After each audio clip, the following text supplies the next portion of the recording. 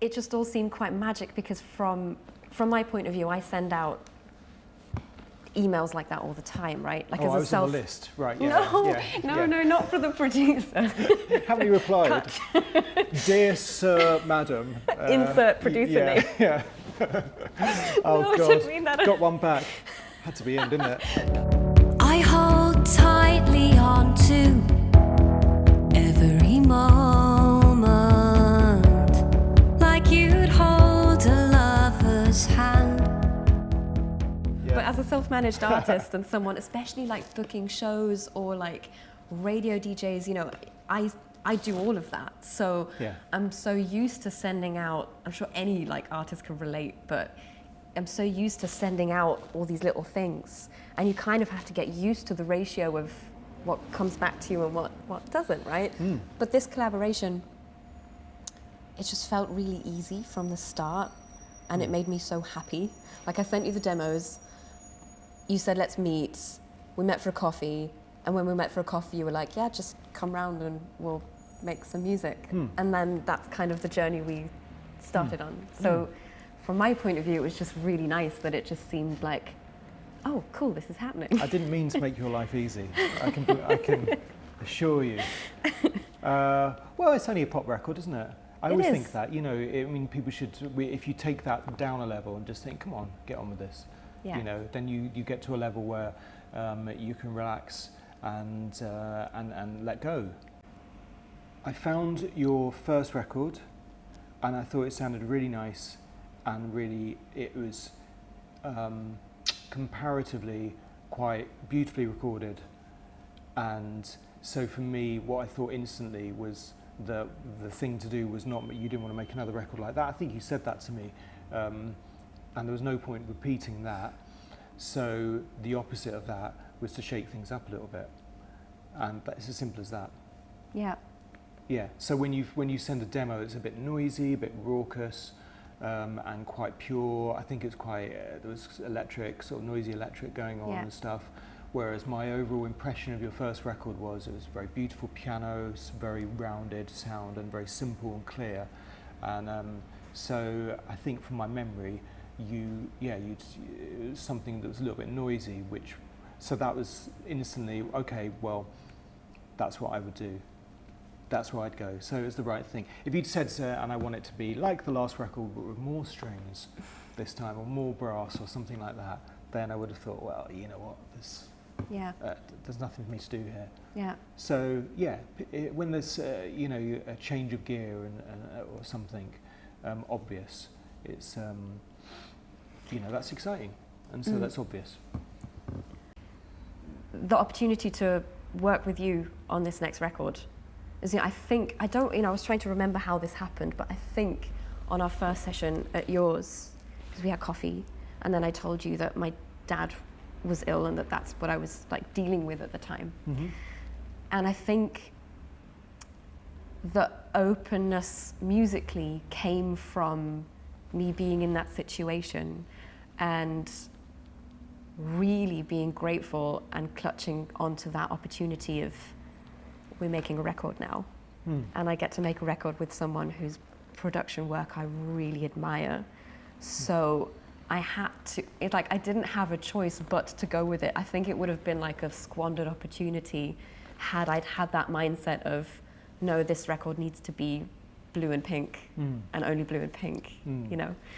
So it was, I mean, making records, I don't know if you'd agree, but like making records is like great escapism anyway, at the best of times.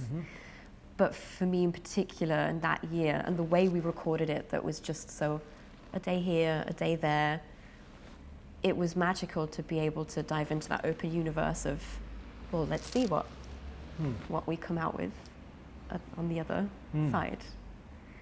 What was that, I don't know, what was that like for you? Because I was almost a little bit nervous to like share that at the start, but then I thought I have to, because it will be awkward if I don't. Yeah, it's a human experience, isn't it? I mean, I don't want to get too wanky about, you know, philosophical about it, but production, like I said, you go past a point with making music, you included, with like, oh, I've done that, and okay, I've learned to do that. The first time you learn to, I don't know, use computer software music. It's so exciting, and for a week you make techno, and it's great. And then you just realise, oh, I know how to do that now. What do I do? And so for me, I've done that for a long time, and like I said, been through these passages of learning and experience, and you just keep returning to this human element. It's the only thing that interests me, really. Yeah. Actually, it's the only bit, because I'm well aware that lots of people can get their sub bass better than mine, or do extraordinary things, but so you think, what's interesting about this? Why bother, basically? And the human experience is a really interesting part of it, because you get to form so many relationships that you wouldn't form if they weren't triggered by music. And quite a lot of the time, those relationships stay with the music, and I'm totally settled with that. Like, I've met lots of people who I've never met again. Right. And we've gotten great, had a lovely time, and never seen them again, and it's fine. I'm cool that it's part of that sort of strange circus you go into for a few hours a day and then leave. Yeah. And I don't discuss it. I don't talk to my family about it particularly or anything. Occasionally you end up friends like us. And that's cool. that's a really nice part of it. You know, but it's not something I assume. So, going back to you and your the experience of you. Well, you told me about your dad. So my dad died when I was 23. So, whenever anybody who's youngish, and you are youngish in comparison, so keep that. Yeah. That was my to camera moment. Yeah. Ish. I put ish on the end. Thanks. It's all right. Yeah, when anyone shares that with me, I'm just, that's, I hate to be cheesy about it, but I've been there, So so I'm quite cautious of just suddenly saying, "Oh, hey, I know how that feels" and stuff. But yeah, I know how it feels, And I knew also, particularly at the time, your dad was still around at that time. So I was like, "Blimey, this could happen." Yeah. As it did, and that's reality, right? And we know that. And that also happened to me, actually. Yeah. It happened to me. I was, working, and it was a very similar situation where somebody has a terminal illness, and that could happen while you're working or doing something, and your work will become entwined with that.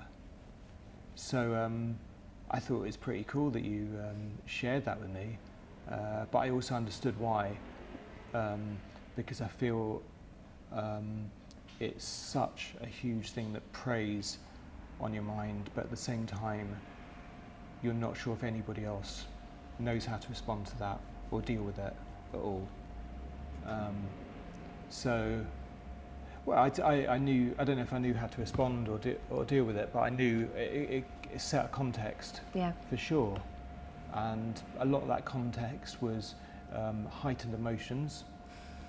And also it was important that there was room for a lot of sort of beauty and melody. Do you know what I mean by that? The melody and the colour and what you're doing, because I think as much as, there's a sadness in, somebody close passing away or ill, there's also a really beautiful part of it where you must think about your childhood and all those kind of things, and good times basically, right? And all those things you're probably going through your head. So I don't know. I guess I was just really cautious to be aware of it. Of you, that's all. Well, I'm so glad that you've just said everything you said. I feel the same way about I know exactly what you mean about the beauty, because it is heightened emotion, and there was a lot of cognitive dissonance. But through this whole process, I've really learned how grief and love are really the same thing, or at least they're so intertwined. I think you can really hear it in the record we made. The beauty that there is in situations like that, when you go through something like that, that rite of passage. Yeah. I felt really understood, and I felt really safe, which I have to say is something I've never really fully felt in a studio, because maybe part of the reason is because we recorded in your house and it was all sort of very comfortable, and you know, every session started with a coffee. But studios can be intimidating, you know, and you can feel lost and small, even if you know what you want to achieve. And I don't know if this was by design or by accident, but you were so good at making me feel really comfortable, and therefore also like pushing me in my performance. Like I think we just clicked though, because like your natural like style just really worked for me. You know, like you can be quite direct, but and I'm German, so I'm used to that. But like in a really, you know, you just say like, yeah, just like that, but better.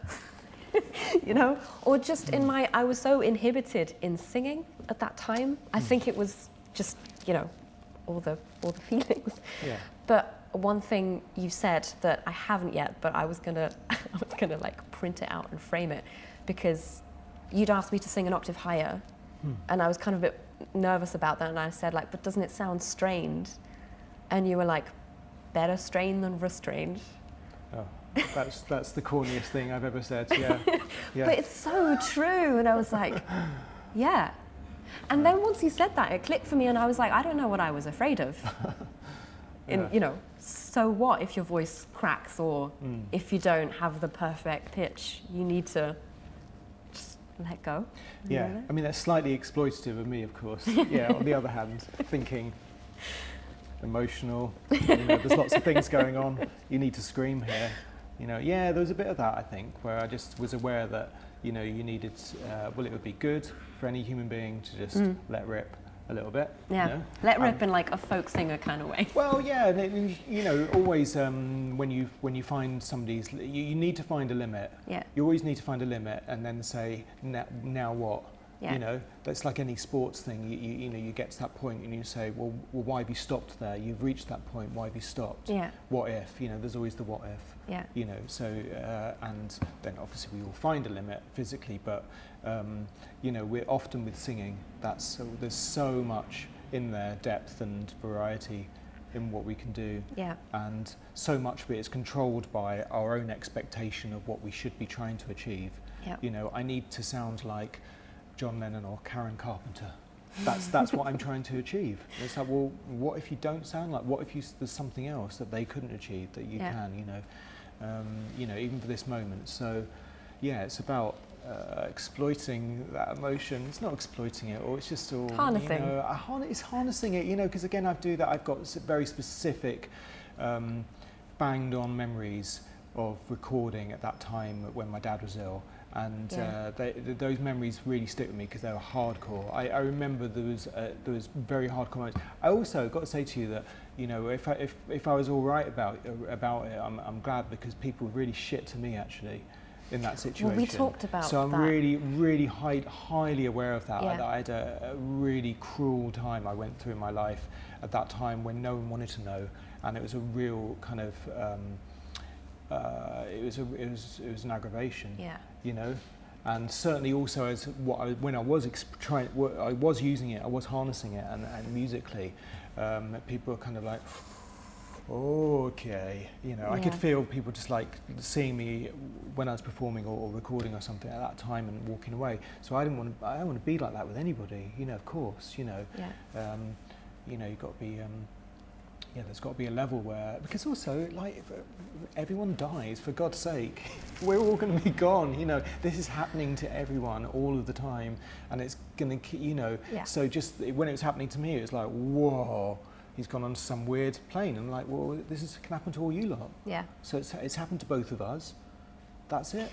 I also really appreciated you sharing your experience with me in that sense. You know, I think it made for such a great foundation to like be friends and work together. Oh, yeah. So thank you. It's good. And also so from my memory of a lot of this record, how we started songs was around the piano. It's a really primal way, because it was just the two of us, you know, or piano or guitar, you know, you'd be on guitar and singing or something. And again, there's a really primal element of that, where somebody stood in my lounge, you know, shouting You know, I think there's a real let go element of that that's not sanitized studio. Yeah. You know, I'd like to think, you know. Having cats around helps too. Cats around, yeah. Yeah. I loved building up molecules the way we did, like with the percussion just sort of stomping on the floors. Yeah. It really, no one would ever guess that that's not a full kit, that was just sort of us stomping and clapping around. Well, there's no drummer and no bass player on this record. No. And there's hardly any bass guitar. I don't know if there is any bass guitar. I think you've played a little bit of bass. Maybe one song or something I did, but very There's synth little. bass. It's synth bass, yeah. But that was quite deliberate. I got into that. I thought that would be a good idea. I thought, we've got no bass player, let's not have a bass player. Yeah. And the drums were either me or us jumping up and down. Yeah. Yeah, my wooden floor in the lounge. Yeah, that's a great sound. Yeah, and that builds and builds and builds. Yeah, what is a drum? A drum is a metal frame with a calf skin or something over the top that's been supplied, but it's essentially, it's hitting something, isn't it? Yeah. And so when you think about it, that's a drum. It's percussion, and percussion's on it, covering different frequencies. That's all it is, isn't it? Hitting stuff. So I think that's all I thought about. It's just hitting stuff. Oh, it was fun. It was fun hitting And stuff. that was good. Yeah, it was good. Doing that. And I've got one more memory I wanted to share with you, but this isn't even, this is bringing it back to the context of my dad and what was happening. Oh, can we talk about that magic moment when we ran into each other at Euston Station? Yeah. So this was during my dad's sort of last days, essentially, and we knew this. And we had the most amazing time. Like, we had the most amazing trip. My dad spent a few days with me in London, and then we got a train up to Liverpool where we were doing a show, a Beatles show, obviously. It's the kind of thing I do. And my dad being a musician, he was always the first. I'd always share recordings with him. He'd always be the first one to hear a song. So obviously this whole project was such a blessing for us to have as well, because it was just a fun thing to focus on.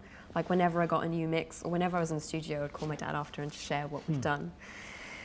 And there we were at Euston Station, pre-pandemic, so very crowded. And someone tips me on the shoulder, and it's you, out of the blue, in the middle of the day. And you got to meet my dad, and I just thought that was the most magical, meant to be moment. And this is also why we have to be friends forever now, because he, just as a heads up, because he sort of shooed me away for a minute and said something to you, and you might not, I don't know if you remember what he said to you, and I'm not going to ask, and I just love that he says something to you and I don't know what it is. Yeah. It wasn't about football. Knowing my dad, I could have guessed that. But so, don't tell me. But No, maybe one day I'll have to ask you. Yeah. Actually, that day, where was I? God, what was I You been? were just coming back from BIM, I think. I'd been in Birmingham. I think that must have been, Yeah. God, that was a long time ago. Yeah, I'd been in Birmingham doing a sort of, talk thing. Yeah, and I came off the train. So what you didn't realise, I didn't come up and tap you on the shoulder. I'd spent 5 minutes chasing you through Euston, and you'd kept dodging. So your dad was in the wheelchair, and you were pushing, and it was just like, how fast could we I was just like, oh, you can't grab somebody who's pulling a wheelchair, can you? Oi! And I didn't want to shout. I'm not a kind of like, oi, kind of person, you know. Didn't want to embarrass you, so anymore. But yeah, I've been trying to dodge people and get through. Like, oh God, you've gone again. Oh, I have to get in front of you somehow and manoeuvre, you know. And that was really funny. Yeah, quite funny to pass that moments. I like moments that happen, things that happen. Yeah, and your dad did. Yeah, say something to me, and that was cool. Yeah. But then, so a few days literally after, I had that inevitable call where it was like, you need to come home now. I'm going to try and get through this, but I just really wanted to tell you this. Because we were still like finishing the record and mixing, and you'd sent me the latest mix of Heavy Lifting. And my dad was already so unwell. There was a point when he didn't want to listen to anything, which was so hard. But he came through for me and then listened to it. And I might have told you this bit because he was just lying there and listening to it, and he just said, masterpiece. But afterwards, it's so odd when, you know, as you say, dying is such a normal part of life. It's like the only thing that we all have in common, and that's definitely going to happen. And we're so oddly removed from it in this culture. And there is a lot of beauty in it, which is why I loved hearing you say that about the music as well. But I thought, how can I, you know, we wanted to make everything as nice as possible. And I was thinking, maybe he wants to listen to something. And I said, do you want to listen to music? Is there anything you want to hear? And he sort of said, no. And then when I asked him again a little bit later, I said, don't you want to listen to something? And he said, I am. And I said, oh, well, what do you mean? And he's like, well, it's like heavy lifting in my head. And that was almost the last thing. Oh. So. That's a good way. It was, yeah, right? Yeah. But for me, that song will always be really magical. Oh. And I just really wanted to share that with you as well. And I didn't expect to get this emotional now. The thing is, I mean, all this stuff, it's just silly pop music. Right, I always say that. But I also know that people die to it. People are born to it. Yeah. People get divorced to it. Yeah. People get married to it. You know, as well as, you know, it feels in the time when you were sitting in a pub or something. You know, you choose it to punctuate beautiful and deep moments, you know, important stuff in your life. And most of the important stuff is punctuated by music. Yeah. And whether that's you choosing to, or as in your dad's case, he probably just had it spinning round, you know, and there you go. And that's such a massive thing. So I was part of that. You know, I'm very aware that, you know, anything that I do has the potential to have that effect on somebody, or to play that role. Yeah. You know, and that's quite a responsibility. You know, you don't want to mess that one up. You know, it's spinning around your dad's head and it's like, yeah, it would have been bad if he hated the mix. Yeah, exactly, you know. God, Jesus, I can't hear the words. No, but it was so nice because he obviously knew the song, but just the subtle things that you did, like take down the piano, introduce that little guitar line, it just made it a bit more magic. And then it was just so magical. And when we met after all of this happened then, I remember you saying to me, well, whatever happens to this record, it's always going to be a really important record for you. And that's also stuck with me, and I'm trying to... It's such a win. Like, I feel I've already won, like, regardless of what happens. That's it. Yeah. It's a beautiful record, and it has got that heightened sense of emotion, but it doesn't have the cheesiness, the spiritual cheesiness. I'm really, really grateful for that it hasn't got that kind of, you know, a woe is me about it. Oh, yeah. You know, no, I think... It's quite tender and it's got love in it. That's the key to it. There's a lot of love in it. Thank you. And, you know, you have to be, in my position, you have to have a little bit of distance on the surface from it, in that way when you're doing it. But, you know, I'm very well aware that when I'm talking shite about coffee or winding you up about Beatles or something, that, you know, that's the role we're playing. You know, that's the game we're playing. Yeah. Yeah. So. Do you have any advice for me going forward as a closing question to you? Advice going forward. Was there anything you want to ask me? Just always, well, I mean, I'd say, well, yeah, lots. I mean, you know, I just always think if that's all you do, I've always thought, if that's what you do, if that's all you ever do, just be happy that you achieve that. And lots of people love music and don't ever create it. So I'm pretty privileged that you get those moments, you know. And I always think if I've done it once, you know, had 3 minutes that made someone happy somewhere, or played a big role like this clearly has, that's enough for a lifetime. You know, if you do it again, you know, you're winning, you're laughing.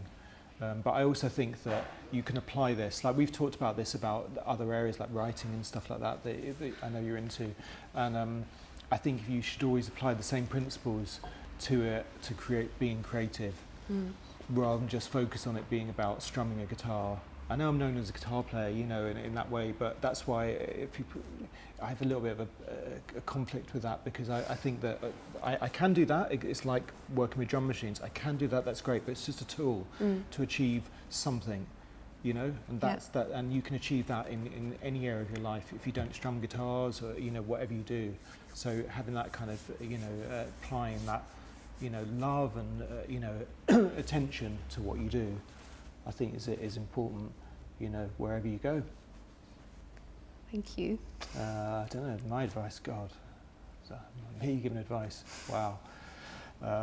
Don't get a dog. Don't get a dog, you told me to get a cat. Yeah, well, you should get a cat. I told you to get a cat, and I still think you should have got a cat.